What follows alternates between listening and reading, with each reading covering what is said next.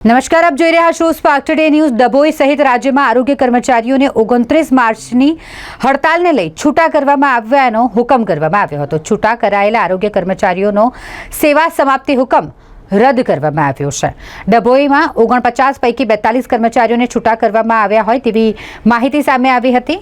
ત્યારે 31 માર્ચના परिपत्र अनुसार डभोईना 17 कर्मचारीओनो सेवा समाप्ति हुकम रद्द करवामां आव्यो छे। जिला हेल्थ ऑफिसर તેમજ तालुका हेल्थ ऑफिसर द्वारा आरोग्य कर्मचारीओने पत्र लखीने जाण करवामां आवी। आरोग्य कर्मचारीओ अचोक्कस मुद्दतनी हड़ताल पर अड़ीखम छे। डभोई तालुकाना छूटा करायेला 42 पैकी 17 आरोग्य कर्मीओनो सेवा समाप्ति हुकम रद्द करायो छे। 2 जेटला પડતર પ્રશ્ન લઈને આરોગ્ય કર્મીઓની લડત હજી પણ ચાલુ હોવાની માહિતી મળી રહી છે। 49 પૈકી ડભોઈમાંથી હડતાલને પગલે હવે 25 કર્મચારીઓને છૂટા કર્યાનો હુકમ કરાયો છે।